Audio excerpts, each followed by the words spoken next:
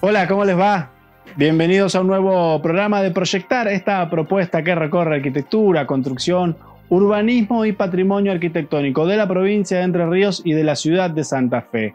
En este programa vamos a hablar de distintos temas. Primero vamos a analizar un tema que despertó cierta polémica en la ciudad de Paraná que tiene que ver con el espacio público, con el desarrollo inmobiliario privado y con el Parque Urquiza, que son los lotes frente a la plaza o en un lateral de lo que es la plaza del Patito Sirirí, en una de las barrancas del Parque Urquiza en la ciudad de Paraná, un lote que fue ofrecido a la venta por su dueño, un desarrollador inmobiliario, y despertó cierta polémica que supuso la intervención del Consejo Deliberante esta semana y la apertura de algún espacio de diálogo que veremos si se concreta o no. Vamos a charlar de ese tema con gente del Colegio de Arquitectos de la provincia de Entre Ríos, con la regional local, y también vamos a hablar sobre la situación de la construcción en la ciudad de Santa Fe y en la provincia de Santa Fe. Hay un grave problema con la obra pública que está frenada en la provincia de Santa Fe y realmente esto complica mucho a todo el sector. Vamos a analizar los números,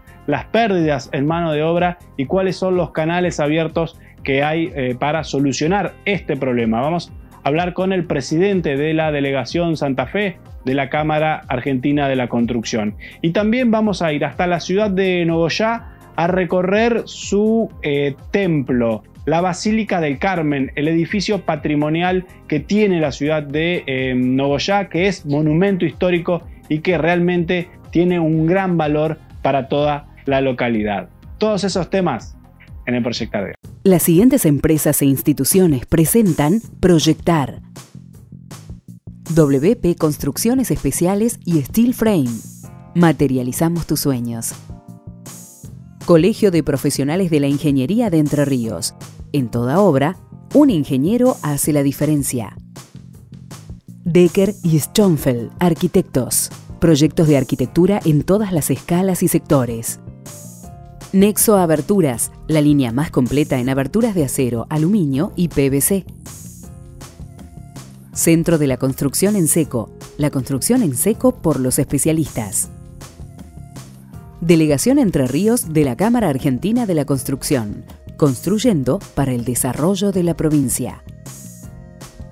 Johnson Amoblamientos, cocinas diferentes. Vitrex, industrialización del vidrio, distribuidor oficial Basa y Blindex, integrantes de la red Ecoglass. Banco de Entre Ríos, acá para vos. Primer bloque de Proyectar y decíamos que vamos a hablar sobre una polémica que hay en la ciudad de Paraná que tiene que ver con la construcción, con el espacio público y con el desarrollo inmobiliario. Es el lote que está en uno de los laterales del parque del Patito Sirirí, una de las barrancas del Parque Urquiza.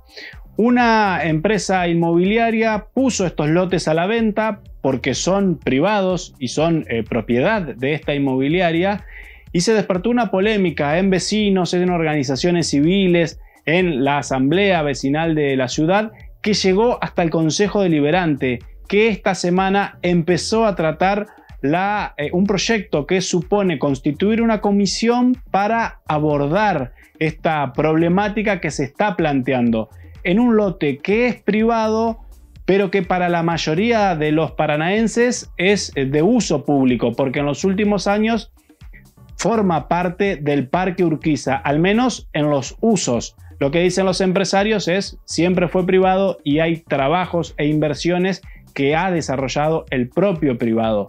Se verá cómo termina esta historia. Lo cierto es que se busca convocar a las partes para lograr un consenso. En este sentido, el Consejo Deliberante comenzó esta semana a tratar una iniciativa, veremos cómo termina, y en esa iniciativa se piensa convocar al Colegio de Arquitectos. La regional Paraná del Colegio de Arquitectos se expresó al respecto y hablamos con Mariana Caramela, la presidenta de la regional local, que tiene su postura y que nos cuenta cuál es la posición institucional en relación a esta polémica. Para nosotros, el Instituto de Estudios Territoriales, que se conforma en la regional o no. La discusión está sobre la totalidad de la ciudad y sobre la vigencia de un instrumento normativo que es nuestro Código Urbano. Un instrumento que fue sancionado en 2006 y hasta el día de la fecha no se ha revisado y no se ha terminado de especificar alguna situación puntual de distintos distritos. La problemática que surge hoy con respecto a este lote, donde que está, digamos, dentro de la discusión pública, tiene que ver con un lote que se encuentra en el distrito del borde de la costa, digamos, que se lo relaciona mucho,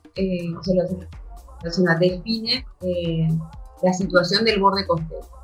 Nuestro código, en sus objetivos generales, establece que nuestra ciudad tiene como una mirada hacia lo ribereño, ¿no? Una mirada de una ciudad hacia el río.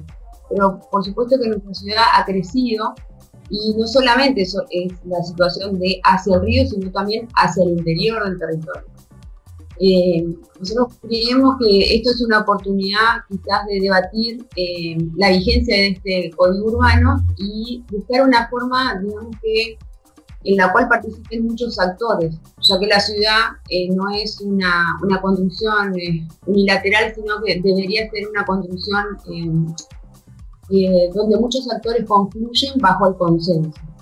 Creo que esta es una oportunidad más que nada para darnos este espacio de debate y empezar a verificar, analizar, cuestionar en algunas cuestiones la vigencia de esta normativa, que establece algunas situaciones un poco, si se quiere, grises, donde no están claras cuáles son las reglas, ¿no? Las reglas en cuanto a la construcción, donde un privado invierte en la construcción de la ciudad y donde el Estado debe estar presente para restringir o permitir esa construcción. Por supuesto que la discusión está dada hoy en día sobre el Parque Urquiza, si estos lotes pertenecen o no al Parque Urquiza. Nosotros desde el colegio estamos haciendo como una investigación que tiene que ver con un proceso histórico de la ciudad, sobre todo del borde costero, de toda la ciudad. Así que para definir, para decidir cuál es la situación o qué se debe hacer en este lugar, creemos conveniente tener en cuenta todas estas cuestiones históricas de cómo se fue dando el proceso de conformación del Parque Urquiza que conocemos hoy. Hubo diferentes etapas en donde el Estado ha tenido la oportunidad de expropiar ciertas áreas, incorporarlas al Parque Urquiza, pero entonces es interesante que la ciudadanía entienda este proceso y que hoy en día tenemos la oportunidad quizás de repensar a cómo va a seguir creciendo la ciudad y cuáles son las áreas que tienen que ver con lo público que tenemos que defender como ciudadanos. Por supuesto, nosotros, la mirada tiene que ver desde lo profesional. Los arquitectos tienen total competencia en esta problemática y creemos necesario estar presentes en estas decisiones que hacen a la ciudad, junto con otros actores, por supuesto, como las vecinales, las ONG o otros colegios. Y creemos conveniente, lo vemos a esta situación como una oportunidad para darnos esta discusión más que nada. Y ahora la arquitecta Mariana Caramela nos va a detallar la historia de este lote, que es un lote privado, pero como decíamos, es de uso público hace años. De ahí que no queda clara esta cuestión sobre la propiedad, que para los dueños sí es clarísima y los títulos parecen así acreditarlo, pero hay que ver lo que decía recién la arquitecta en relación a la zona del código urbano, así es zona costera o no, y algunas polémicas que pueden haber en este sentido. Bueno, estos lotes fueron, digamos, siempre de dominio privado. A lo largo del proceso histórico de la ciudad, estos lotes fueron pasando, digamos, de un propietario a otro, y hoy están dentro de un área que tiene como como que la ciudadanía lo ha incorporado como parte del Parque Urquiza, y hoy lo vivimos de esa forma. O sea, hoy tenemos ese lugar que pareciera ser como una terraza de la cual se divisa el río, donde los fines de semana las personas también pueden ir a estar y estar en un entorno natural, pero la realidad dice que hoy esos lotes tienen un propietario y como tal, digamos, al estar inscritos en un distrito que permite cierta edificación, la realidad es que tiene un dueño y que, como todo propietario, tiene también su derecho a construir lo que la normativa define, ¿no? Pero entonces la discusión no es si el dueño va a construir o no, sino discutamos cuál es la normativa que se rige en un entorno que tiene que ver más con lo público y con la identidad de la ciudad. Entonces creemos que es conveniente tener esta discusión sobre la planificación toda de la ciudad. Hoy conocemos, por ejemplo, que nuestra ciudad tiene un recorrido de importantes varios kilómetros sobre la costa y no tenemos acceso al río en todo ese largo, ¿no? Ese recorrido. La pregunta es por qué llegamos a esta situación y cómo podemos, no sé si revertirla, pero impedir que siga sucediendo, tratar de lograr el acceso público y colectivo a todo el área de la costa, ¿no? Y le consultamos a la arquitecta Caramelia en relación a estas zonas grises del código urbano. Dan lugar a cierta interpretación, pero hay que ver también el concepto de ciudad, la noción de lo público y el respeto que le vamos a dar a los espacios públicos en la ciudad de Paraná. Los distritos que establece el código urbano lo que definen es una morfología, si se quiere, factible de ser construida y ocupada, ¿no? Lo que pasa es que la ciudad no es continua, no es que todos los distritos son iguales, sino que se tienen que adecuar a la particularidad de cada zona. Además, nosotros tenemos un territorio que no es un territorio plano, sino que es un territorio que está, determinado a partir de 16 cuencas. Eso, digamos, también tiene que ser considerado a la hora de construir la ciudad. Entender cuál es su lógica natural. La ciudad se encuentra, construida sobre 16 cuencas que a lo largo de la historia quizás no fueron reconocidas o había otros paradigmas que ayudaron a definir, la construcción de la ciudad, y hoy tenemos la posibilidad de visualizarlo y entenderlo. Y tiene que ver con entender también su propia lógica natural, ¿no? Descubrimiento de los suelos, también entender la formación geológica de nuestra ciudad es muy importante. Hasta es importante en el sentido de estudiar, por ejemplo, la disposición de cómo se da el transporte en la ciudad, por dónde pueden pasar determinados vehículos de tal porte o peso, cómo repercute eso, en el suelo, en las vibraciones. O sea, no se puede hacer una lectura unilateral, sino que hay que hacerlo desde diferentes, entenderla como un sistema, más que nada, un sistema que está, determinado por muchos factores que inciden en él. Interesante polémica y seguro que se va a extender en los próximos meses. Vamos a seguirla de cerca desde Proyectar, porque la visión privada del desarrollador es una y la visión que están teniendo los concejales y la sociedad civil es otra. Seguramente en la puja se deberá buscar una salida consensuada, o al menos eso se intentará. Vamos a ver si se logra o no en este caso de este lote que está dentro de lo que todos conocemos como Parque Urquiza.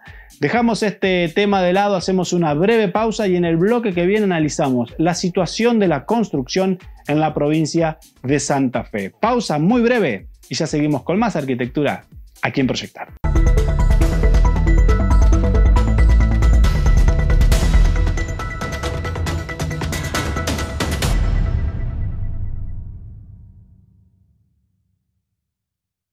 WP Construcciones Especiales y Steel Frame.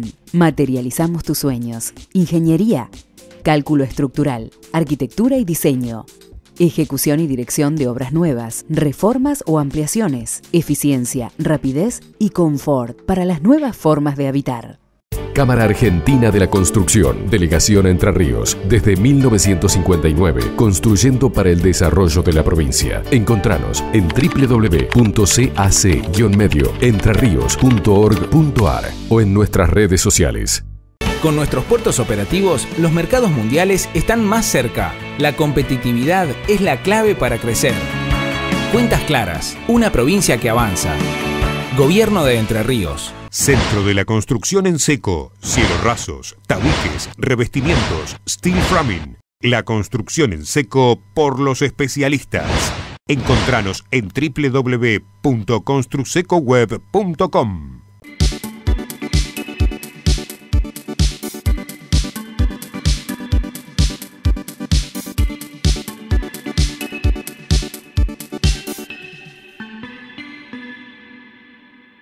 Segundo bloque de Proyectar, y decíamos que vamos a detenernos en la situación del sector de la construcción en la provincia de Santa Fe. Hablamos con Renato Franzoni, él es presidente de la Delegación Santa Fe de la Cámara Argentina de la Construcción y nos va a dar un panorama de cómo está el sector. La obra pública marcó mucho el ritmo de la construcción en la provincia de Santa Fe en los últimos años. Mientras en la mayoría del país la obra pública se caía y bajaba su intensidad en los últimos años, en la provincia de Santa Fe se mantuvo muy alto el nivel de obra pública y cayó abruptamente en los últimos 12 meses ya, o se detuvo directamente todo lo que tenga que ver con los pagos de la obra pública. Esto sin dudas que generó un shock muy fuerte en todo el sector de la construcción. Y ahora Renato Franzoni nos va a contar en relación a estas cuestiones, al estado de situación y a las gestiones que están realizando institucionalmente con el gobierno de la provincia para intentar reactivar la obra pública en la provincia de Santa Fe. La verdad que en nuestra provincia no es menor lo que nos viene pasando ya hace un tiempo bastante largo. Esto referido obviamente a lo que es obra pública, porque nosotros veníamos con un volumen de obras muy importante hasta el año pasado, pero bueno, a partir del segundo semestre ya del 2019, la obra pública en la provincia se resintió mucho, hubo falta de pago, y de hecho, bueno, las obras fueron viendo menos licitaciones, las obras también se fueron en su producción fueron un poco más lentas por falta de pago que tenía el gobierno, y de hecho hoy llegamos a una realidad grave en sí. La obra pública en la provincia está, yo diría, totalmente paralizada, y bueno, estamos en un proceso de consolidación de la deuda que tenemos todas las empresas de obra pública en la provincia, con la emisión de bonos y con cheques de pago diferidos. O sea que toda esta gran deuda se va a pagar a mediano plazo. Bueno, de hecho hace que todas las empresas estemos en este momento desfinanciadas y sin producción. Que eso es el mayor problema, porque bueno, evidentemente de todo esta situación real particular y actual que estamos viviendo, vamos a salir trabajando. Así que bueno, le estamos pidiendo al gobierno en estos momentos de reactivar las obras que estaban paralizadas y que de hecho tenemos contratos firmados, y después ver el plan de obra pública que se puede llegar a dar. Bueno, obviamente que no es menor la pandemia que estamos todos padeciendo desde marzo de este año, también influyó y también hace que todo quede, se vaya dilatando en el tiempo. El presupuesto que por ahí estaba previsto obviamente para obra pública, hoy ya se está gastando para otras necesidades que estamos hoy viviendo, que son de urgencia. Pero la obra pública en la provincia está con muchos problemas, está totalmente paralizadas, salvo algunas obras muy particulares, pero están paralizadas. También quiero decir que el gobierno provincial, tenemos reuniones permanentes con el ministro de Economía, básicamente con Walter Agosto, y también con la ministra de Obras Públicas, y estamos buscando alguna manera de reactivar las obras. Pero bueno, de hecho hasta hoy no podemos decir que eso se efectivizó. Así que bueno, venimos con un problema no menor. con respecto a obra pública. Y con respecto a obras privadas, esto sí tuvo afectación directa con la pandemia.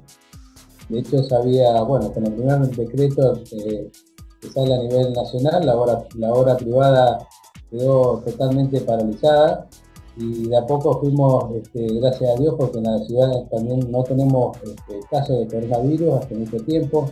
Ahora sí aparecieron 2 casos recientemente, pero bueno, ya se reactivó, la obra privada se reactivó hoy por hoy, así que no diría que está en términos normales, porque bueno, nada de hoy podemos decir que está normal, pero bueno, la reactivación que tuvo fue importante. Digamos que todo el personal que está afectado a obra privada hoy por hoy, personal obrero por ejemplo, tengo que decir que por lo menos el 85-90% está en actividad.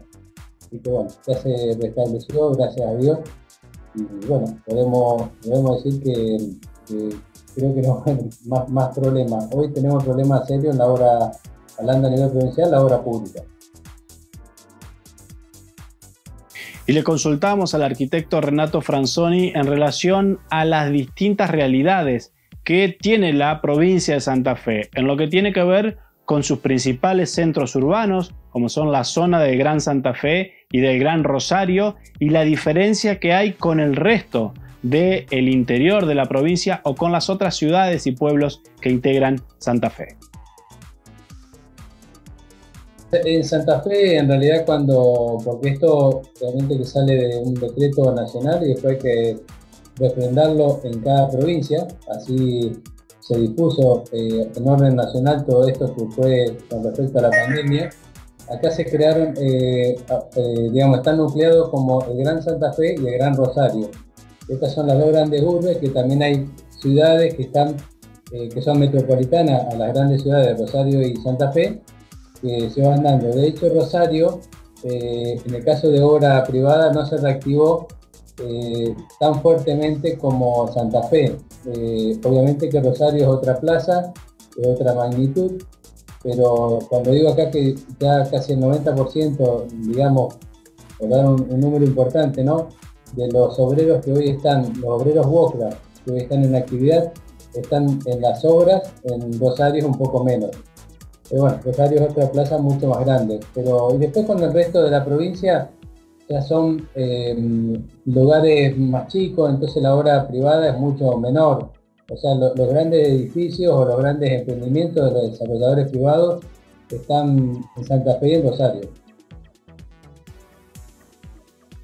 Y con la obra pública paralizada, obviamente que todas las luces apuntan a la obra privada. En este sentido, la construcción civil estuvo prohibida durante una parte de la pandemia en la provincia de Santa Fe y luego fue autorizada con ciertos protocolos que se siguen aplicando hasta la actualidad y que permiten que funcionen las obras privadas en toda la provincia. Le consultamos a Renato Franzoni en relación a estos protocolos, cómo están funcionando y cómo se están controlando.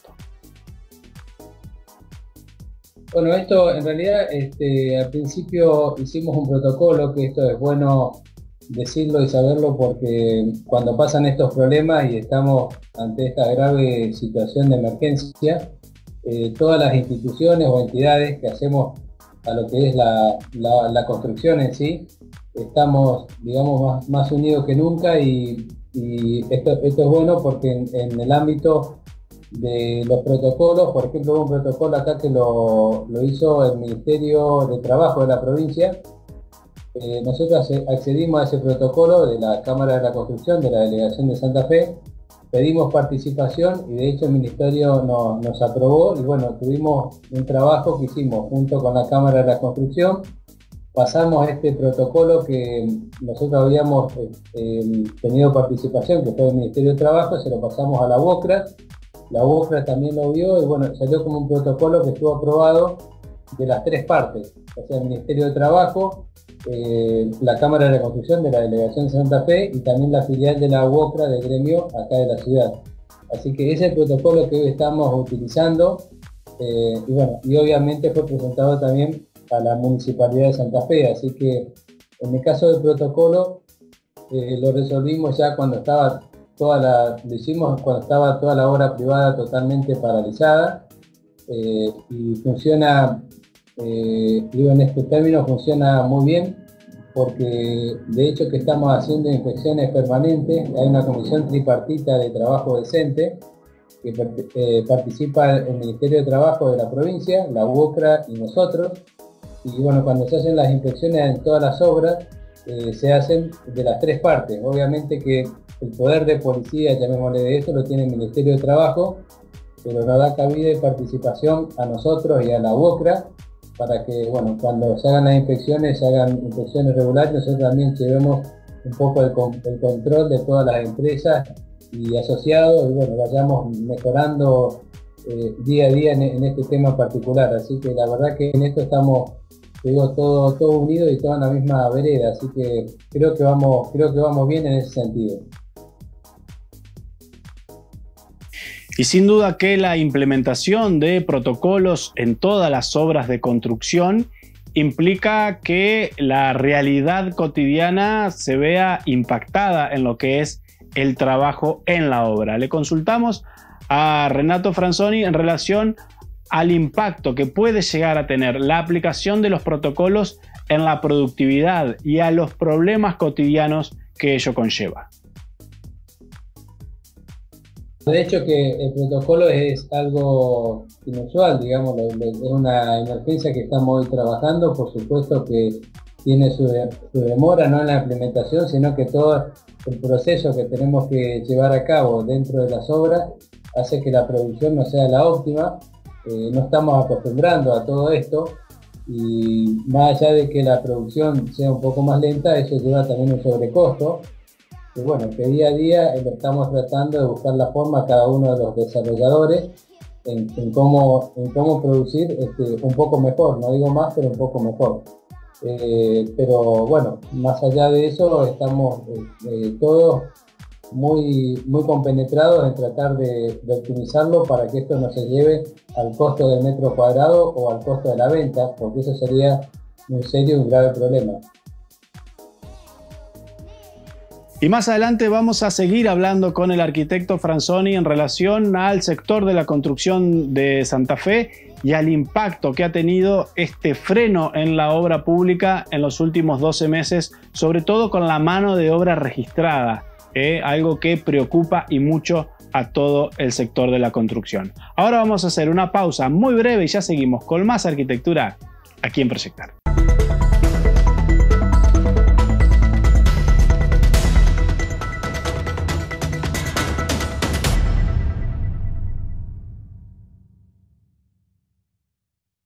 Vos que sos comerciante, emprendedor, profesional o tenés un oficio, ¿qué recomendás para vender más?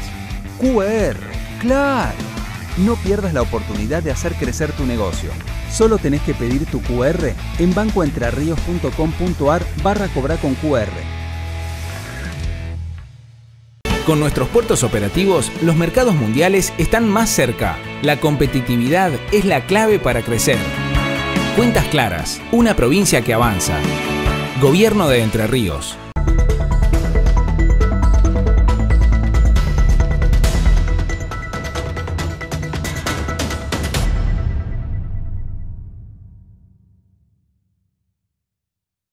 Tercer bloque de Proyectar, ya hablamos de desarrollos inmobiliarios y de algunas polémicas del sector de la construcción en la provincia de Santa Fe, y ahora sí vamos a hablar de patrimonio, una sección y un espacio que muchos disfrutan porque permite conocer la belleza de ciertos edificios que tenemos en la región. En este caso vamos a volver a recorrer la Basílica del Carmen en la ciudad de Nogoyá, una nota que hicimos ya hace un tiempo con la docente Enriqueta De Filipe, que nos va a explicar de una manera muy didáctica la historia de este edificio, de esta iglesia imponente que es basílica y que es monumento histórico nacional, algo que en la ciudad lo valoran mucho, no solo por la parte arquitectónica, sino también por la parte religiosa y la devoción hacia la Virgen del Carmen que tienen todos los habitantes de Nogoyá. Enriqueta Di Filipe nos va a contar la historia, la larga historia de la Basílica de Nogoyá, en sus distintas etapas, hasta el edificio como lo conocemos hoy en día. La historia de la Basílica es una historia muy rica. Esto nace como un pequeño ranchito de barro y paja que construye el padre Quiroga y Taboada, que él estaba en el curato de Gualeguay y tiene un problema ahí con los vecinos de Gualeguay. Entonces la gente de acá de Nogoyá, imagínense, tenía que ir a casarse o a bautizar a Gualeguay, y era una distancia muy grande, bueno, y pedían.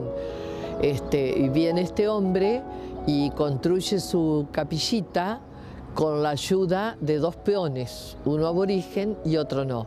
Un vecino le da el predio, don Leandro Duré, don Alonso Enríquez le da los tirantes, los horcones para hacer el rancho, y él, como no tenía imagen, no tenía santo para poner en el templo, arma la imagen de Nuestra Señora del Carmen. Él mismo dice: con una imagen que fabriqué con mis manos. La tradición cuenta que él talló la cara de la Virgen, es una imagen de vestir, o sea, es la cara de la Virgen, el niño, las manos, y lo demás es una cosa como una percha para vestir. Él dice que ha puesto el templo bajo la advocación de la Virgen del Carmen, y él fabricó con sus manos la imagen. Bueno, de ahí arranca, digamos, la gente se concentra alrededor de la pequeña iglesia, el cementerio está detrás de la iglesia, y bueno, y así van transcurriendo los años, se va formando la ciudad alrededor de la iglesia. Después Quiroga y Taboada se va. Esta calle se llama Fernando Andrés de Quiroga y Taboada, o sea, es el nombre del fundador del pueblo. Y después el templo se va agrandando, se hace primero una torre, se hace de material, se le encalan las paredes, dicen, se le pone piso de ladrillo. Después, hacia 1860, se saca el cementerio de ahí y se lo lleva a su actual emplazamiento. ¿Saben quién es el primero que recomienda que el cementerio no tiene que estar acá porque ya había mucha gente? El obispo Lué, aquel de la Revolución de Mayo, que anda por Nogoyá por 1805, y él aconseja que ese cementerio se saque de acá. Bueno, van a pasar muchos años, en 1860 el cementerio se lleva allá donde está, la iglesia se va agrandando, y cuando llegan los inmigrantes, que llegan muchos italianos, todos católicos, el templo no daba lugar. Después vienen sacerdotes que son entendidos en cuestiones de arquitectura, el padre Escarela, que en unas partes lo mencionan como arquitecto y en otros lo mencionan como constructor, no sé, porque a la gente entendida en esos oficios le decían arquitecto, aunque no fuera, qué sé yo, bueno. Y él es el que se decide a agrandar el templo, y en 1923 comienzan esta obra, y todos los sacerdotes en realidad contribuían. Este templo se ha hecho de manera conjunta entre la iglesia, o sea, los sacerdotes, los fieles y el gobierno. Siempre el gobierno municipal o el gobierno provincial ayudaron de una u otra manera para hacer el templo. Yo me acuerdo, yo era muy chica cuando hicieron la segunda nave y la casa parroquial. Y yo me acuerdo que después de una procesión del Día de la Virgen del Carmen, el sacerdote que estaba a cargo de esto, decía: a ver, ¿quién va a donar los vitros? Fulano, fulano, y lo señalaba con el dedo. Nadie le decía que no. Esta iglesia se ha hecho así, de forma mancomunada entre la iglesia, los fieles y el gobierno.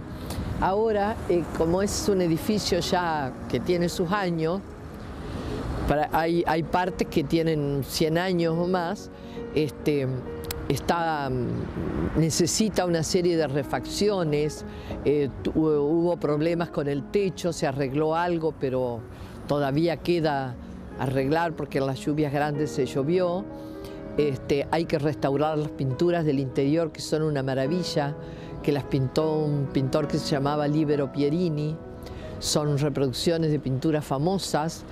Y bueno, Acá se necesitan fondos para dejar la iglesia como una niña bonita, porque el año que viene se cumplen 50 años de que es declarada basílica.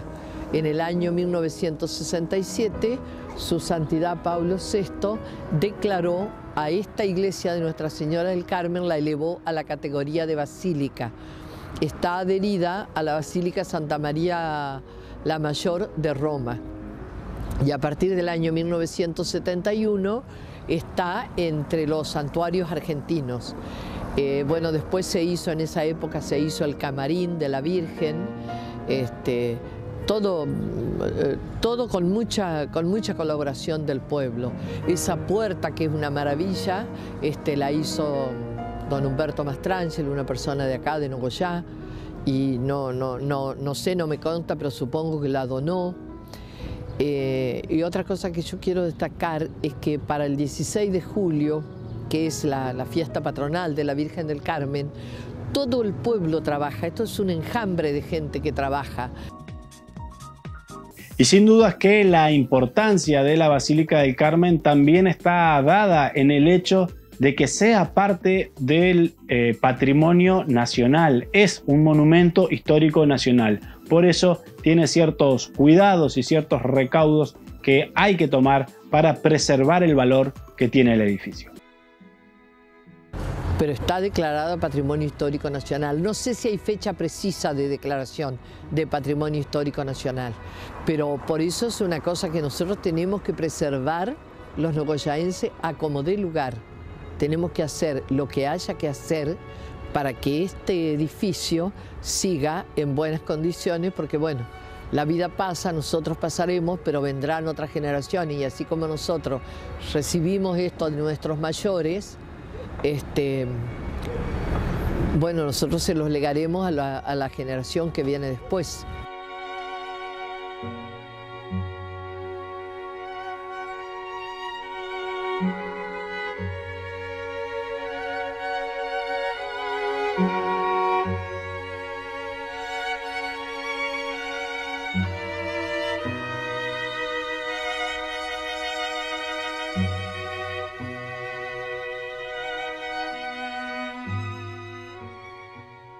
Y ahora Enriqueta Di Filippi nos va a contar los lugares más destacados dentro de la Basílica del Carmen.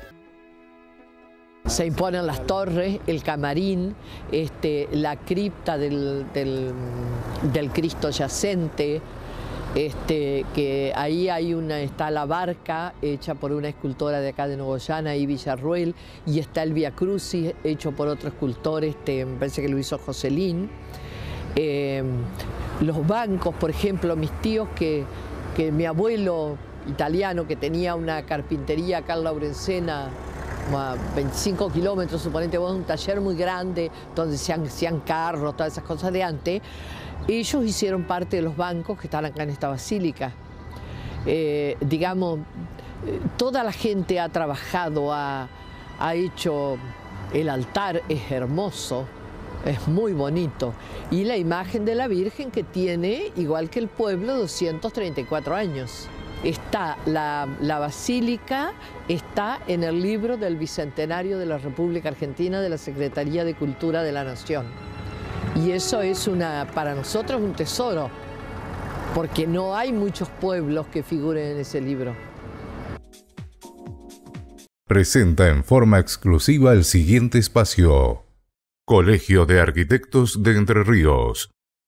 Transformación digital en pos de optimizar los recursos del colegio y apuntando a una gran transformación digital que adecúe el funcionamiento del mismo a los tiempos que corren, se avanza en el desarrollo de un nuevo sistema de gestión online con visado digital de planos y una nueva página web más ágil e interactiva. Continúa el ciclo de capacitación y actualización profesional en el marco del convenio con la Sociedad Central de Arquitectos. El 30 de junio dio inicio el curso Desarrollos Inmobiliarios al Costo, una vieja modalidad para el nuevo mercado que se viene, a cargo de los arquitectos Gervasio Ruiz de Gopegui y María Laura Calle. Por otra parte, el 2 de julio finalizó el curso online de Facility 1, dictado por la arquitecta Mariana Tambusi. Estas propuestas, brindadas en forma virtual, han posibilitado la participación de colegas de toda la provincia de Entre Ríos. Presentó en forma exclusiva Colegio de Arquitectos de Entre Ríos. Hacemos una pausa, la última, y ya seguimos con más arquitectura aquí en Proyectar.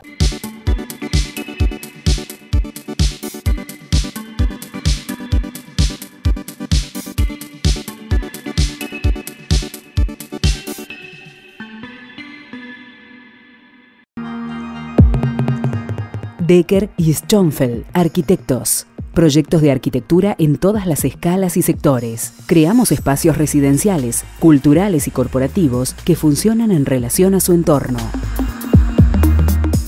Cámara Argentina de la Construcción, Delegación Entre Ríos, desde 1959, construyendo para el desarrollo de la provincia. Encontranos en www.cac-medioentreríos.org.ar o en nuestras redes sociales. WP Construcciones Especiales y Steel Frame. Materializamos tus sueños. Ingeniería, cálculo estructural, arquitectura y diseño. Ejecución y dirección de obras nuevas, reformas o ampliaciones. Eficiencia, rapidez y confort para las nuevas formas de habitar. Centro de la Construcción en Seco, cielos rasos, tabiques, revestimientos, steel framing. La construcción en seco por los especialistas. Encontranos en www.construsecoweb.com.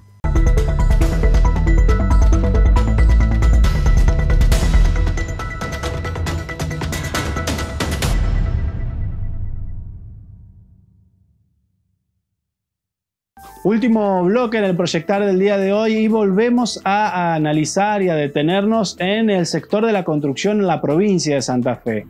Vamos a continuar esta charla con el arquitecto Renato Franzoni, presidente de la Delegación Santa Fe de la Cámara Argentina de la Construcción, en relación al impacto de la obra pública en el sector y cuáles fueron los picos en actividad. Esto se puede analizar claramente en la cantidad de empleados registrados en el gremio de la construcción. ¿Cómo fueron esos picos y cómo está la situación hoy? Y vamos a detenernos puntualmente en la cantidad de mano de obra que se ha perdido en los últimos 12 meses. Digamos, la provincia de Santa Fe, cuando el rubro en general, el sector de la construcción a nivel país o en casi todas las provincias venía cayendo, y a nivel nacional también, la provincia de Santa Fe venía con picos de crecimiento, tanto sea en presupuesto de obra pública y también obviamente directamente con eso también en la cantidad de afiliados que tenía UOCRA. Nosotros llegamos en junio del 2019 a tener una cantidad promedio aproximadamente de 42.000 personas en la provincia, y hoy tenemos que decir, no tengo el número exacto, pero seguramente estamos en menos de 28.000. O sea que la caída fue, en muy poco tiempo, fue muy grande. Digamos, todo este proceso de que hace más de 20 meses, como bien decís vos, hubo una caída permanente en el sector de la construcción, en la provincia de Santa Fe se dio en el periodo de un año. Por eso también el impacto fue muy grande, porque de estar en, digamos, niveles crecientes hasta mayo del año pasado, de 2019, hoy nos encontramos por eso de 42.000, estaremos en 28.000, 27.000 personas, no más que eso. Entonces, bueno, eso hace que la caída fue muy grande en poco tiempo. Y a uno, obviamente, que le preocupa mucho lo que pasa en el sector formal de la construcción en cuanto a cantidad de trabajadores, pero imaginemos el impacto que tiene esta cantidad de pérdidas de puestos de trabajo formales si lo llevamos al sector informal, algo que obviamente también impacta directamente en el mercado informal de la construcción, que muchas veces termina siendo el pan del día a día para un montón de albañiles y un montón de familias. Realmente una problemática que preocupa y mucho en toda la provincia de Santa Fe. Ahora vamos a hablar de las expectativas que tienen desde el sector empresario de la construcción en Santa Fe en relación al futuro, al corto y al mediano plazo. ¿Qué es lo que viene para el sector? Bueno, nosotros creemos y también apuntamos obviamente a que se reactive de forma urgente la obra pública, porque bueno, sabemos de lo que genera, el empleo que genera, y por otro lado que tenemos los contratos que están hoy firmados y vigentes, que están paralizados, hay que continuarlo. Entonces lo primero que nos dijo la ministra de Obras Públicas es que ya una vez solucionado esta gran deuda que tienen para con las empresas concretistas básicamente de la provincia, con la emisión de bonos y con cheque de pago diferido, que todavía no firmamos los convenios, pero estamos muy próximos a hacerlo. El segundo paso era reactivar todas las obras que estaban con contrato, que no son muchas, pero tampoco no es menor, digamos, la actividad que generaría. Ese es un segundo paso que se quiere dar en forma inmediata. De hecho, el Ministro de Economía también está haciendo dentro de su presupuesto, por lo menos lo que nos comunica a nosotros, ya están estudiando mes a mes cuánto sería el monto total aproximado que se podría destinar a obra pública para no tener desfasajes con los pagos fuera de término.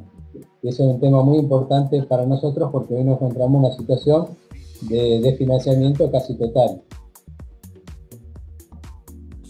Y sin dudas que con semejante problemática en la obra pública en la provincia de Santa Fe, uno pierde de vista quizás lo que puede llegar a pasar en el sector privado, pero no es algo menor si uno tiene que pensar también en el futuro cercano. Lo privado tuvo un problema que fue afectado directamente con la pandemia, o sea que hoy por hoy tenemos que decir que en Santa Fe nos encontramos, bueno, estamos rodeados, ¿no es cierto?, de sectores, lo mismo particularmente que pasó ahora y estamos muy en cuenta con lo que pasó en Paraná, en otros lugares muy cercanos a nosotros, pero la obra privada hoy se desarrolla casi normalmente. Por supuesto que todo esto hizo que todos los eslabones que hacen en la cadena del sector en sí está desfinanciada, porque como están las empresas desfinanciadas, también están los contratistas, los proveedores, los subcontratistas. Entonces no es tan fácil llegar otra vez a activar 100%, pero hoy en la ciudad de Santa Fe la obra privada no tiene un cupo máximo de obreros. Eso fue un acta que firmamos conjuntamente con la municipalidad y el Ministerio de Trabajo de la provincia, donde había un cupo máximo de 40 obreros u operarios por obra, y en el caso particular de algún emprendimiento grande que necesita mayor cantidad de gente, se presentaba ante el Ministerio de Trabajo y la municipalidad y se daba la autorización respectiva. O sea que en ese sentido, se hizo un acta de acuerdo que creo que fue compatible con la situación que estamos viviendo. O sea que la obra privada no tiene mayor problema. Bueno, después tiene toda la parte de oferta y demanda que hace a los privados, ¿no? A la venta de las unidades funcionales o departamentos.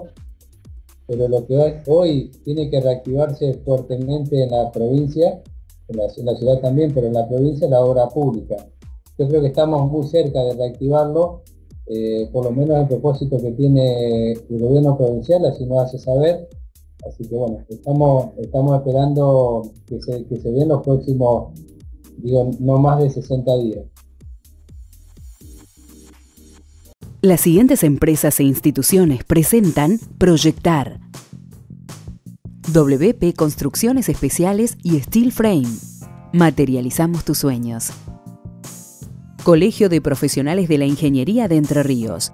En toda obra, un ingeniero hace la diferencia.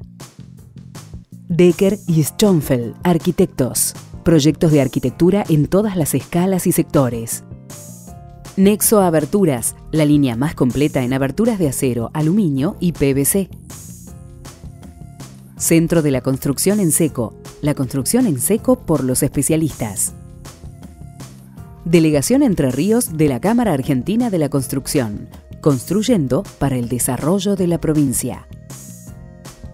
Johnson Amoblamientos, cocinas diferentes.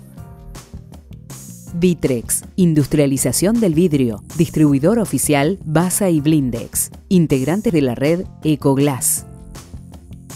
Banco de Entre Ríos, acá para vos.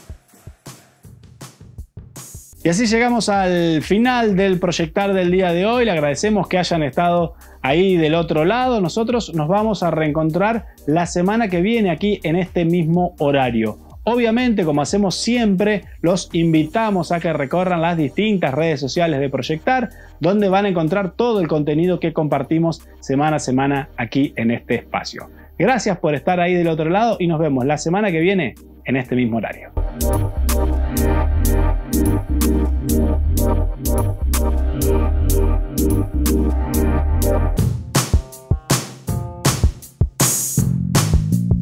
La problemática que surge hoy con respecto a este lote, que está, digamos, dentro de la discusión pública, tiene que ver con un lote que se encuentra en el distrito del borde de la costa, digamos, que se lo relaciona mucho, define la situación del borde costero. Nuestro código, en sus objetivos generales, establece que nuestra ciudad tiene como una mirada hacia lo ribereño, ¿no? Una mirada de una ciudad hacia el río. Pero por supuesto que nuestra ciudad ha crecido y no solamente eso es la situación de hacia el río, sino también hacia el interior del territorio. Nosotros creemos que esto es una oportunidad quizás de debatir la vigencia de este código urbano.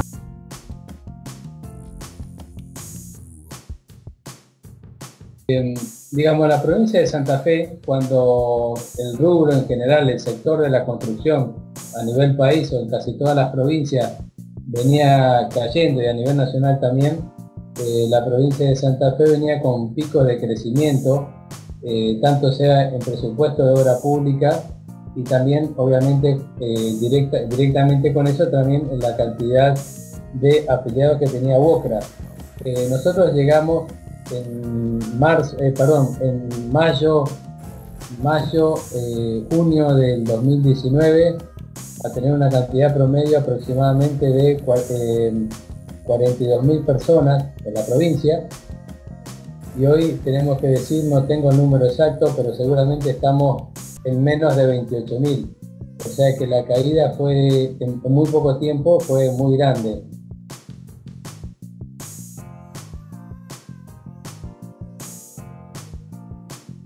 La historia de la Basílica es una historia muy rica. Esto nace como un pequeño ranchito de barro y paja que construye el padre Quiroga y Taboada, que él estaba en el curato de Gualeguay y tiene un problema ahí con los vecinos de Gualeguay. Entonces la gente de acá de Nogoyá, imagínense, tenía que ir a casarse o a bautizar a Gualeguay, y era una distancia muy grande, bueno, y pedían. Y viene este hombre y construye su capillita con la ayuda de dos peones, uno aborigen y otro no. Un vecino le da el predio, don Leandro Duré, don Alonso Enríquez le da los tirantes, los horcones para hacer el rancho, y él, como no tenía imagen, no tenía santo para poner en el templo, arma la imagen de Nuestra Señora del Carmen.